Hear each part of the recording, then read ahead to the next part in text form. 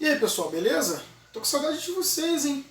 Vamos lá. A gente vai falar rapidamente aqui sobre o capítulo 4 da apostila, módulo 4. A gente vai falar sobre a Europa, mas falando especificamente sobre os aspectos físicos ou aspectos naturais, que são aqueles que envolvem todas as características da natureza. E a Europa é um continente que tem uma importância muito grande. Por que não falar sobre os aspectos físicos da Europa? Só que, diferente, por exemplo, do Brasil, a estrutura geológica de relevo da Europa é diferente. No Brasil, a estrutura geológica é uma estrutura muito antiga e que sofreu gradativamente ao longo dos anos o processo de erosão. Lá é um pouquinho diferente. Nós temos variações nas estruturas de relevo da Europa. Acompanha comigo, por favor.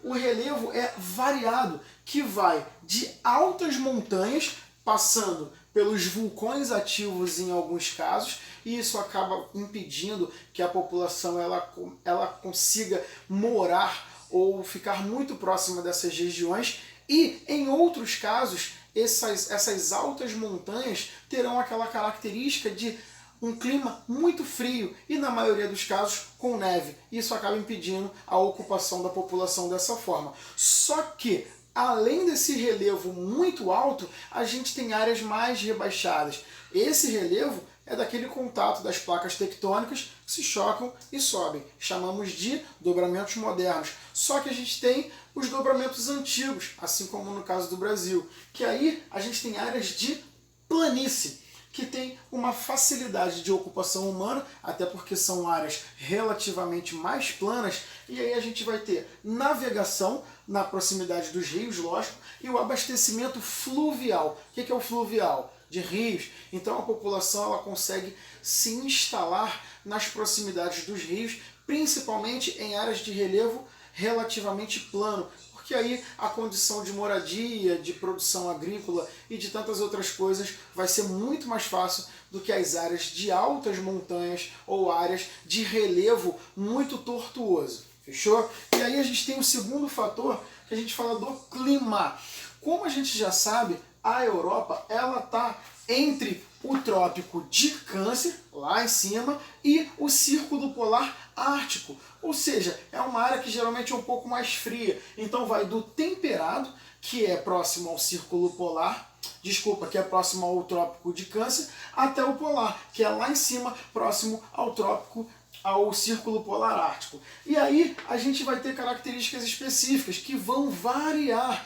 Que climas serão esses que estarão variados? O temperado, que vai sofrer o efeito da maritimidade ou da continentalidade. Quanto mais próximo ao oceano tiver, maior vai ser a umidade daquele ar e, consequentemente, a variação de temperatura não vai ser tão grande assim. E aí a gente vai ter o temperado oceânico, que vai ter um verão tranquilo, ameno, e o inverno vai ser frio, mas não vai ser intenso. Só que em outras áreas, mais para dentro do continente, a gente vai ter o temperado continental, que aí a situação vai ser diferente. Que o verão ele é mais intenso, mas o inverno ele é muito intenso, ele é muito frio. Então a gente vai ter essas duas variações no clima temperado. Nós teremos associado às montanhas, a gente vai ter o clima de montanha, que é aquele que é as montanhas cobertas de neve, e aí dificultando a ocupação. E além disso, a gente vai ter o clima frio, que é o subpolar, e o polar. O polar, filho, não dá não, o polar é realmente muito frio. E aí a gente vai ter essa variação, desde o temperado, que vai variar do oceânico e o continental, até lá em cima, que é o polar, que o negócio fica sinistro. E aí a gente vai ter as estações do ano muito bem definidas, em alguns casos, principalmente no temperado. Que estações do ano são essas? O verão, que vai ser quente, a primavera, que vai ser no meio termo, a transição, né? E a gente vai ter o outono e o inverno. Então, o inverno para o verão, a gente vai ter o outono. A gente vai ter a primavera, que é aquela transição. E aí, do inverno para o verão, a gente vai ter a primavera, mais uma vez tendo uma variação. Diferente, por exemplo, do Brasil, que as estações do ano não são bem definidas, principalmente na área que a gente mora, que é quente, muito quente. E aí, só para a gente finalizar esse conceito, associado ao clima, a gente vai ter as características de vegetação. Porque a gente precisa lembrar que dos aspectos físicos, todos eles estão intimamente ligados. O clima interfere demais na vegetação, que vai influenciar na umidade do ar, que vai influenciar no solo e assim por diante. E aí, na questão da vegetação, da mesma forma que a gente tem a variação de clima, a gente vai ter a variação de vegetação. De acordo com o clima, a gente vai ter essa variação, que vai da floresta temperada até a tundra. E a floresta temperada, por exemplo, ela vai ser, obviamente, próxima ao clima temperado, com árvores relativamente maiores do que em outras regiões, sendo que ela estará adaptada àquele clima ali. No verão, por exemplo, as árvores são bem vistosas, bem bonitas, com uma grande quantidade de vegetação.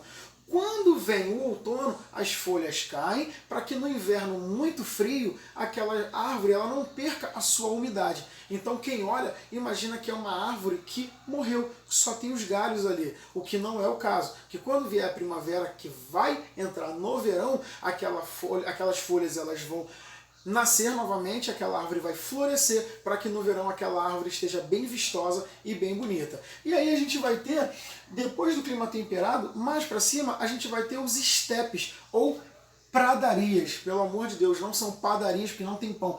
Pradarias, que também chamamos de campos. No Brasil a gente tem isso. Esse tipo de vegetação não tem muita árvore, é formado por gramíneas, aquela vegetação bem rasteira, cheia de grama, um negócio bem bonito também. E aí, por último, a gente vai ter o que a gente conhece como tundra. E o que é a tundra? É aquele tipo de vegetação que só aparece em determinadas épocas. É um tipo de vegetação bem rasteira, parecida com o estepe, só que ela vai ficar coberta de neve boa parte do ano. Quando vem o verão e aquela neve derrete, a vegetação ela aparece. Então ela é formada por musgo, líquens, algumas vegetações assim de cor meio escura, porque elas gradativamente ao longo do ano, naturalmente elas são congeladas. E aí quando vem o degelo, por conta do verão, aquela vegetação aparece. Beleza? Então, bem rapidamente, essas são as características físicas desse continente que tem uma influência muito grande no mundo. Fechou? Então a gente se vê no próximo vídeo. Forte abraço!